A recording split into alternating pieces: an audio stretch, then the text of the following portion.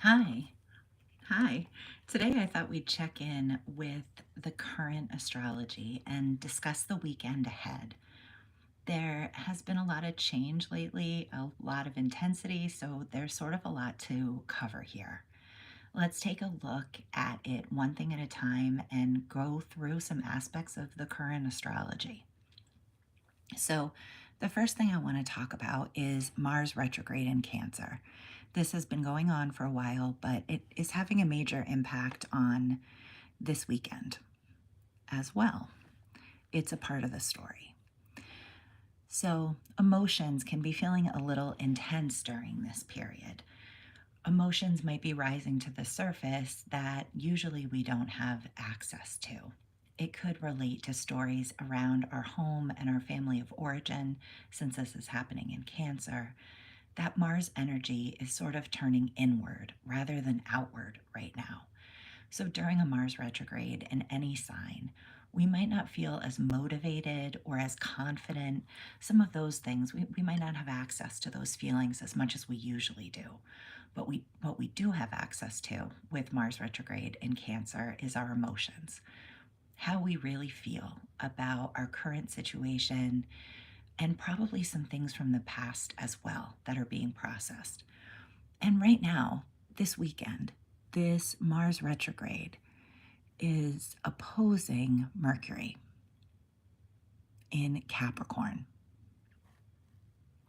So we have Mercury in Capricorn here, and we have Mars in Cancer in an opposition. So this could be some sort of a conflict rising to the surface, some sort of a conversation or a realization, just maybe kind of an idea coming to the surface that could be a little bit um, uh, not tense, I want to say productive, but agitating. Agitating. That's the word. Some sort of a realization that's agitating. Or it could be a conversation and interaction of some kind. Often, when we have something like this, it could actually be that one person is playing the role of that Mars in Cancer, and another person in the conflict is playing the role of Mercury in Capricorn. So, Mars in Cancer, we just sort of spoke about Mars retrograde in Cancer. Very in touch with emotions, connected to the past, concerned with themes around nurturing and compassion and emotional honesty right now, but might not be feeling as confident, as motivated, some of those stronger Mars qualities as possible. And then the other person could be playing the role of this Mercury in Capricorn, which is incredibly practical. You know, this is a person, if it was showing up this way for you, this is a person who really likes to have a plan, who likes to get a little bit done every day, very, very practical. And they would sort of have a difficult time understanding a more emotional approach. And there could just be some tension like that going on the inside, right? It could be a realization rising to the surface that's sort of born of that tension. Um, so it's productive ultimately, but there are some feelings here with this Mars retrograde story in Cancer. I also think that it's really, really important to talk about the Sun Pluto conjunction that is letting up now, but I feel like we're still recovering from it this weekend. So this was exact on the 21st, and it's still active now. And in my mind, that's still within orb, certainly 3 degrees of the sun. But Friday night, you know, as we get deeper into the weekend, this may begin to fade a little bit. But like I said, I feel like we're recovering from it. So yeah, Pluto conjunct the sun. It felt a little bit intense. First of all, I just happened to notice that there were a lot of technical difficulties in the middle of the week, beginning of the week to the middle of the week. They showed up for me and they showed up, you know, anecdotally for people around me, but I noticed some things in the collective as well where the technology was sort of glitchy. And I just think that's sort of interesting with this timing because Aquarius does rule technology, and we know that that's a huge feature of this Pluto in Aquarius. Um, And with the sun being here, illuminating that Pluto in Aquarius for the first time, we're sort of starting to see some of those themes rise to the surface. And I always have to remind myself with astrology, the way in which themes rising to the surface often means that the theme shows up in a negative way, right? So if technology is part of this, Pluto and Aquarius, for the next 19 years, right? That us as individuals and as a collective are going to be going through a lot with technology. That seems highly likely. Part of that will mean experiencing the technology going down, the technology not working, glitches, realizing what we don't like about technology. That was another thing that I thought was interesting, social media stuff this week. Um, Certainly everything uh, with TikTok going down and then coming back, I just thought that was an interesting resonance with this technology theme as well. But there was something else too with social media that came up this week. Well, I do feel that we're seeing social media trends change a little bit, that they're moving more toward authenticity. And that is very, very Pluto and Aquarius. So, let's talk about this just this weekend. I'm going off a little bit beyond that right now. We're recovering from a little bit of an intensity of this Pluto Sun conjunction, newly in Aquarius. This week may have felt particularly heavy. This week may have felt particularly new and different. And it may have felt like you were experiencing things you really hadn't before, right? There's something sort of very empowering about a Sun Pluto conjunction. So you may have been feeling that a little bit, or you may have noticed it in people around you or in the collective. But yeah, there's a real sort of new, quick signature to Pluto and Aquarius, and the sun coming there, lighting that up, showing us a little bit more about what that's like for our life. Changes coming in quickly. It may really feel like a different era. And then remember, we have that going on at the same time as that Mars retrograde and the opposition to Mercury that I was just speaking about before. And it's a big adjustment, this Pluto newly in Aquarius. It wasn't there before, it's been in Capricorn for 15 years. So it's always different when we have to adjust to an energy that we haven't experienced before. And no one on the planet has ever experienced Pluto in Aquarius before. It's brand new to all of us. So another big change that's happening right now that we're adjusting to, that really just took place within the last week or so, so it's feeling very heavy, is the nodes changing signs. So I really want to talk about that. Oop, I don't like that. So we've got our nodes here now at the 29-degree point of Virgo and Pisces, coming out of a year-and-a-half cycle where we were actually quite focused on relationships. We were really working with themes around the self versus the other. You know, who am I and who is the other person? How do I show up in a way that really is beneficial to us both? How do I have boundaries? How do I express those boundaries? How do I express anger? Right? That was a part of it with Libra. How do I stop people pleasing? Oh, I'm sorry. The anger thing was a part of Aries. The people pleasing is a part of Libra.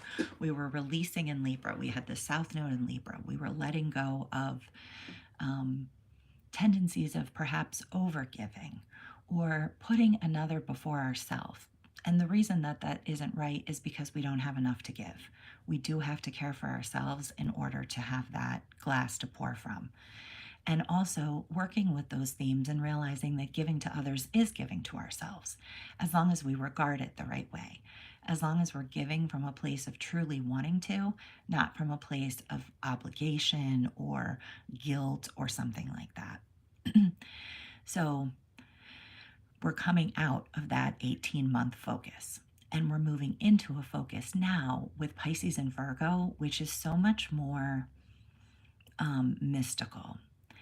we're letting go of perfectionism with letting go of, with the South Node in Virgo. We're letting go of overdoing things, of over analyzing, just overdoing, like being super, super busy, and of needing to kind of control everything. And something really beautiful happens to Virgo energy when it does release that. When Virgo energy stops needing to control everything and just the service is there and also the capability, Virgo is so capable of helping on a practical level. And when Virgo can sort of let go of like worrying too much about all the details and keeping a list, or maybe being a bit critical, letting go of criticism, that could be another theme we're dealing with right now. And it's just opening up for the next 18 months. Okay, what's coming in with the North Node in Pisces is so mystical and so spiritual. And there's so much actually going on in Pisces right now. I'm going to lose these just because I want you to check out this whole Pisces house. um, yeah, here, let's circle the Pisces house. Let's do a magnifier. We haven't done that yet today. Okay, so yeah, we have a lot going on in Pisces. It's not just that North Node at 29 degrees. So themes around Pisces stuff are really going to be active for the next few months, especially, and early degrees of Aries. So in terms of what we're bringing in with the North Node here, it's like, well, I think we're going to know more as we continue to move through it. I really do. It's almost hard for me to talk about because there's so much happening here. But we're dreaming big right now. We're dreaming big right now. Pisces is very dreamy. And we have to envision what we want before we can step into it. And there are all of those things available to us right now. The Saturn comes in there to give us the practical support that we need to make moves and get things done. But Neptune has given us the dreams. The North Node is helping us to bring things in that are really meant for us. And then we also have Venus there, which is going to go retrograde. And Venus is exalted in Pisces. So it's just beautiful supportive energy for the whole thing and kind of making it maybe more fun. So if you find yourself dreaming a lot this weekend about the future, that's really right on time. And if you find yourself being a little extra emotional, that's right on time too. There could be interesting conversations or interesting realizations with that opposition with Mercury. And we're also still just adjusting to this Pluto and Aquarius energy, especially after the Sun conjunct Pluto, which might have just brought in sort of a lot of intensity this week in different ways. Also, if you have any planets or points at 23 degrees, that 23-degree point is so active right now. The moon was there yesterday in Scorpio. We have Uranus stationing at 23 degrees. Mars is there, essentially. Mercury is there, essentially. Venus is about to be at 23 degrees. So if you have any planets basically anywhere in the chart at the 23-degree point, they are likely quite activated right now and a part of a story. It's like, I almost feel like I did a video on this yesterday, so I'll attach that here. But I almost feel like it's like one thing falls into a place and then the rest of the story comes together. We have so many different planets and points at 23 degrees that it's almost like maybe even after this realization comes in or this conversation comes in or something that we've been working with this Mars retrograde, it's like that coming together kind of helps us to put other things in place as well. But, this is a particularly potent time astrologically. Sometimes they're quieter than others. Not this weekend especially, but like this month, next month, this first part of the year of 2025. This Pluto newly in Aquarius, that only happens every couple decades that Pluto changes signs. These nodes just change signs in January. That only happens every 18 months. Mars retrograde only happens every couple of years. So it is a little bit extra potent right now, and it is a little bit different than what we've had in the past. So that calls for some adjustment, you know? So if things feel new and different, that makes sense astrologically. If you're needing a little bit more time to sort of rest and recover from all those changes, that makes sense too. And just finding new ways to give from an authentic place, to express our emotions and our anger from a healthy place, um, working with everything that's coming up for us. So, um, I'm looking at the comments now. Thank you all so much for being here. Thank you for commenting. Thank you for liking, subscribing, checking out my channel. There are January horoscopes right now that you might enjoy, and I'm working on February. I just put Aquarius up yesterday. Pisces and Aquarius are up. But you might also enjoy some of the other videos that I did. I do one of these every day, so please subscribe if you'd like to see more. And I just want to thank everyone for your comments in the chats, for being here. I'm starting to see some faces a little bit more often, which is so fun. That's exactly what I wanted from all of this. So I appreciate you, and I had fun, and I will see you again tomorrow. Have a great day. Have a great weekend too, since we're talking about that, but I'll be back tomorrow.